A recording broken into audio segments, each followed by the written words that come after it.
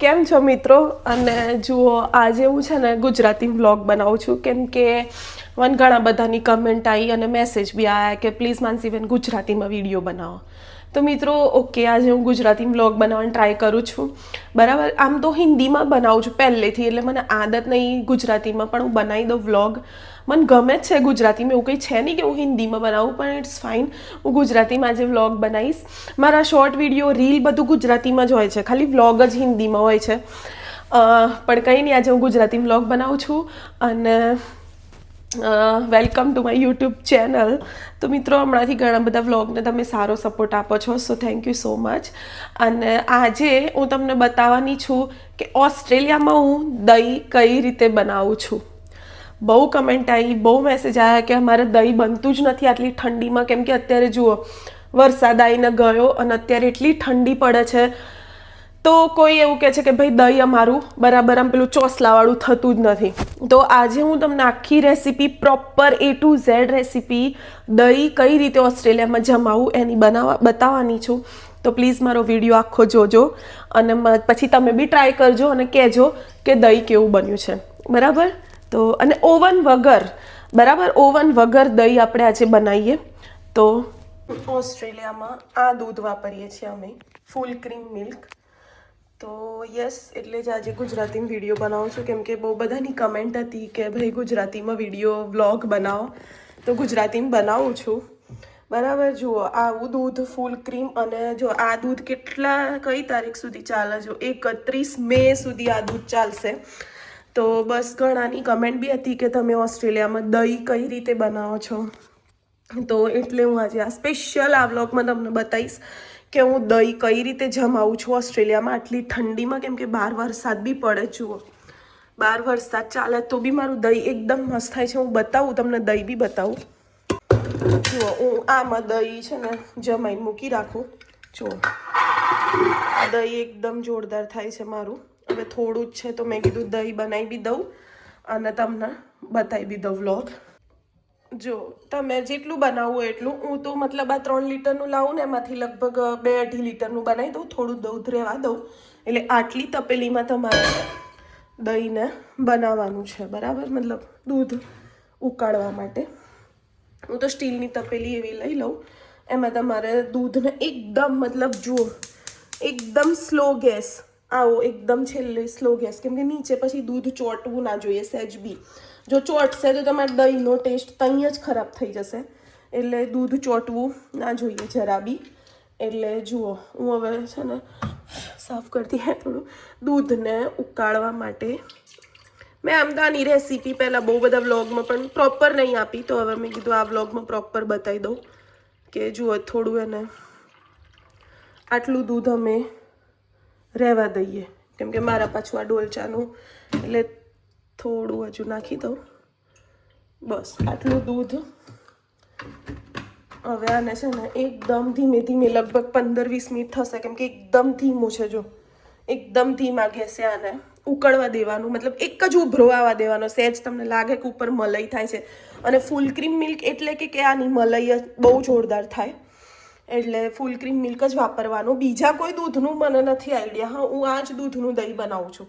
એટલે તમે જો બીજું કોઈ દૂધ લાવશો તો એનું કોઈ ગેરંટી નહીં લેતી, પણ આ દૂધનું સેમ મારી આ સ્ટાઇલથી બનાવશો તો ઓસ્ટ્રેલિયામાં બહુ જોરદાર દહીં તમારું ઘરે બનશે. હું તો ઇન્ડિયામાં ઘરનું દહીં ખાતી જ નથી મિત્રો, ટ્રસ્ટ મી. હું છે ને પેલું અમૂલ મસ્તી જ ખાતી હતી, પણ ઓસ્ટ્રેલિયાએ તો ભાઈ દહીં બનાવતા બી શીખવાડી દીધું. એટલે જુઓ, હવે સવારમાં બનાવી દઉં ને આને પછી આખી પ્રોસેસ હું બતાવું છું કેટલું રાખવાનું ને કઈ રીતે. બરાબર, હવે આ દહીં હું થોડું કાઢી બીજી છાશ બનાવી દઈશ આનું મેળવણ માટે. હા, સૌથી પહેલાં આનું મેળવણ તમારે કેટલું કાઢવાનું છે એ બી હું બતાવું છું. પણ અત્યારે પહેલો સ્ટેપ એ છે કે આ દૂધ લેવાનું, ફૂલ ક્રીમ લેવાનું. તમે આમાં 2 લીટર બી લઈ શકો, 1 લીટર બી લઈ શકો, તમારે જેટલું દહીં બનાવવું છે એટલું તમે લઈ શકો. પણ હું આ લઈને થોડું રહેવા દઉં એટલે ચા બનાવી દઈએ, કેમ કે અમે બહુ ચા નથી પીતા મિત્રો. કોઈક જ વાર પ્રતિક પીવે. જો મારા યોગા ચાલુ છે, હું યોગા કરતી હતી, તો મેં કીધું પહેલાં દહીંવાળું કરી દઉં. એટલે આને હવે મસ્ત ધીમા ધીમા ગેસે ઉકળતું રહેશે. બરાબર, પછી આપણે મળીએ થોડી વાર રહીને. તો જુઓ આ બોઇલ જુઓ, આ આટલું ઉભરો આવી ગયો, જોયું ને તમે સાઈડમાં બધે, ને કેવી ઉપર એકદમ મલાઈ પેલી પરત જામી ગઈ છે.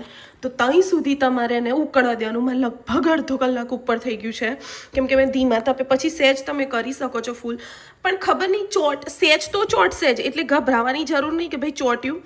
ઇટ્સ ફાઇન, ચોટે સેજ તો ચોટશે જ, કેમ કે at the end of the day આ સ્ટીલનું તપેલું છે અને દૂધ મતલબ એટલે સેજ તો ચોટે, કેમ કે આટલી બધી વાર એને ઉકાળો, પણ આપણે ધીમા તાપે ઉકાળવું જરૂરી છે.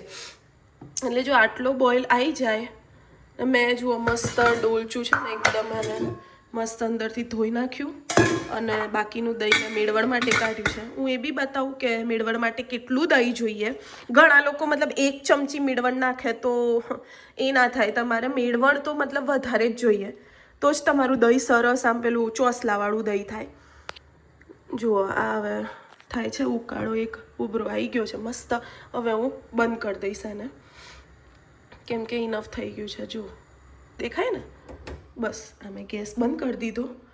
હવે આ જો આને ઠંડુ પડવા દેવાનું છે, જ્યાં સુધી આ બધી વરાળો એકદમ હું તમને બતાવું પ્રોપર. આજે હું તમને રેસીપી બતાવું છું તો તમને આઈડિયા આવે. જો આ બધી વરાળો છે ને, જે એકદમ મતલબ તમને લાગે કે તમે તપેલું, આ જો અત્યારે હું નહીં અડી શકતી, તો તમને લાગે કે તમે આમ સેજ તપેલું અડી શકો છો, ત્યાં સુધી તમારે ઠંડુ પડવા દેવાનું છે. ગરમ ને ગરમમાં તમે જો મેળવણ નાખ્યું તો ઇટ્સ નોટ પોસિબલ. ગરમમાં તમે નાખશો તો એ આખું ફાટી જશે, નહીં મજા આવે, એ પનીર બની જશે પછી. એટલે ગરમમાં નથી નાખવાનું, ઠંડુ થાય એકદમ, મતલબ આ જો અત્યારે એકદમ ગરમ છે બરાબર, ત્યાં સુધી તમે વેઇટ કરો.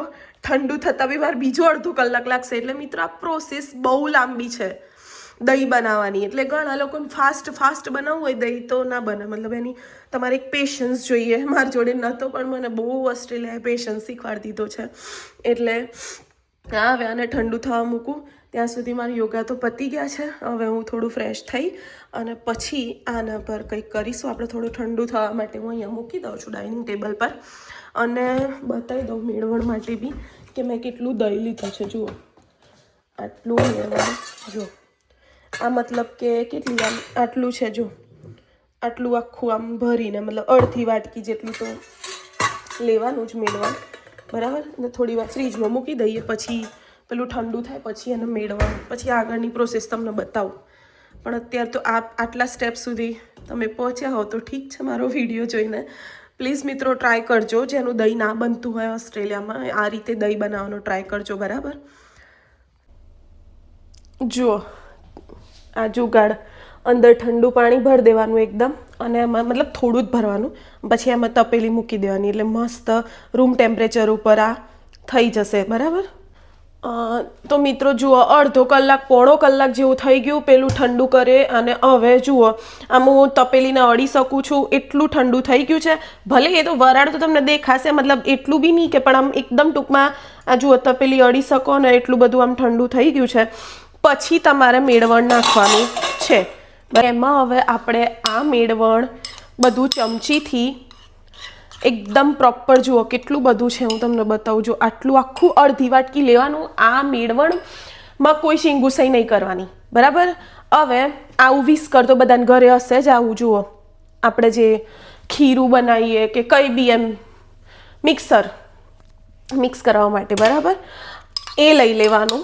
અને હવે હું આ બધું મેળવણ આમાં નાખી દઈશ. જુઓ બરાબર, દૂધમાં બધું મેળવણ નાખી દીધું છે મેં. મસ્ત પ્રોપર આમ ક્રીમ તમારી મલાઈ થઈ છે. હમણાંથી તો મિત્રો બધા કિચનના વ્લોગ જ આવે, પણ શું કરું, હું હમણાં ઘરે છું તો હું કિચનના વ્લોગ જ બનાવીશ. અને આની તો બહુ જ કમેન્ટ હતી, એટલે મેં કીધું આ વિડીયો તો હું વ્લોગ બનાવી જ દઉં બરાબર. જો બધું મેળવણ મેં મસ્ત નાખી દીધું છે, અને હવે આ વિસ્કરની મદદથી એકદમ આ જે છે તપેલીમાં જ આમ જો આખું આ રીતે આમ કરી અને પ્રોપર મિક્સ કરી દેવાનું છે. આમ જેમ આપણે પેલું કરતા હોય ને એમ. એટલે તમારી પ્રોપર મલાઈ બધું જુઓ બતાવું આવું થઈ જશે. આ ઉપર ઝાગ આવું થઈ જશે, એટલે એનો મતલબ કે આ તમે ચોસલા પડશે. આ ઉપર થયું ને આવું, દેટ મીન્સ કે તમારા ચોસલા પડશે. થોડું તો ચોટશે, એટલે બિલકુલ ચિંતા ના કરતા. નીચે દૂધ છે એટલે એ તો ચોટવાનું જ છે. બસ આવું એકદમ પ્રોપર મિક્સ કરવાનું. મિક્સિંગ બી એક મેઇન થિંગ છે, બરાબર. બસ તો મિક્સ કરી દેવાનું 2 મિનિટ 1 મિનિટ જેટલું. આમ તમને લાગે કે બધું દહીં અંદર ભાગી ગયું છે ટૂંકમાં. મેળવણ એટલે એવું નહીં કે મિત્રો ખાલી તમે દહીં બસ ચમચી ભરીને દૂધમાં નાખી દીધું તો એનાથી દહીં નહીં થઈ જતું. આવું મિક્સ કરવું બી એક ઇમ્પોર્ટન્ટ ટાસ્ક છે. તો મેળવણ નાખીને આવું મિક્સ તમારે કરવું પડે. તો મિત્રો હવે આ થઈ ગયું છે આપણું મિક્સ પ્રોપર. હવે હું આ ડોલચામાં ટ્રાન્સફર કરી દઈશ. ઘણા બધા આ તપેલીમાં જ ઢાંકીને ઓવરનાઇટ મૂકે છે. તો હવે જુઓ, આજે કેટલા વાગે હું બનાવું છું? બપોરના 12 વાગી ગયા છે. મેં આ 11 સાડા 10ની પ્રોસેસ ચાલુ કરી હતી, તો અત્યારે બપોરના 12 સાડા 12 જેવું થઈ ગયું. આને હવે હું 24 અવર તો ઠીક છે જ, પણ જો વધારે ખાટું કરવું હોય તો મૂકી જ રાખવાનું. એટલે હવે આને હું પહેલાં આમાં ઢોલચામાં ટ્રાન્સફર કરી દઉં છું, બરાબર. સરખું તમને દેખાય એ રીતે આ જો આ દહીં આખું આમાં ટ્રાન્સફર કરી દેવાનું. સહેજ ગરમ ને તમને એવું લાગશે વરાળ તો ઇટ્સ ફાઇન, એ નીકળવાની જ છે મિત્રો. મેં તમને કીધું પરફેક્શન મારું જો માપ્યા વગર બી ડોલચામાં પરફેક્ટ દૂધ થઈ ગયું છે. તો મિત્રો જોયું તમે મારું આખું એક્ઝેક્ટ માપ્યા વગર બી, કેમ કે મારું માપ જ છે કે હું 2 લીટરથી સહેજ ઉપર બનાવું એટલે થઈ જાય, બરાબર. હવે આનામાં કશું કરવાનું નથી.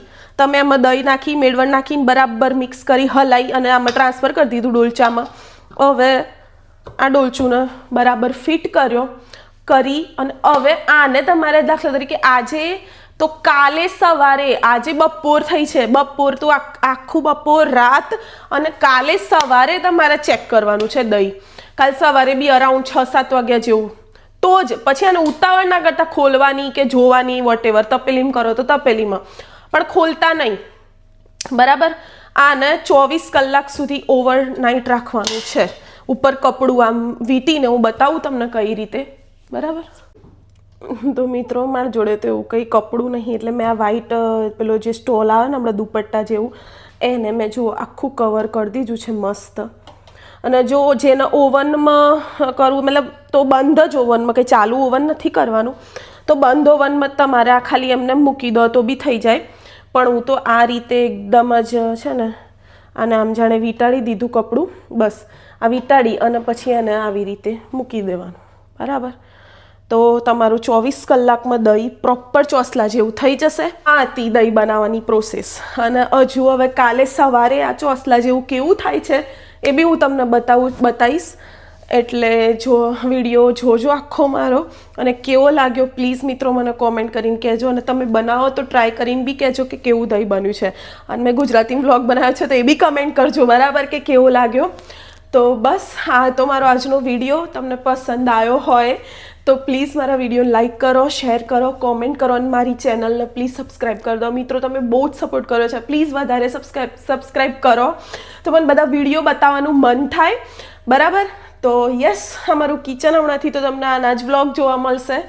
પછી મતલબ હમણાં પ્રતિકની બી જોબ હોય છે, તમે લોકો કશે બહાર નહીં નીકળી શકતા અને કન્ટિન્યુઅસ વરસાદ પડે છે મિત્રો, એટલે હું કશું તમને બતાવી નહીં શકતી, પણ બતાવીશ.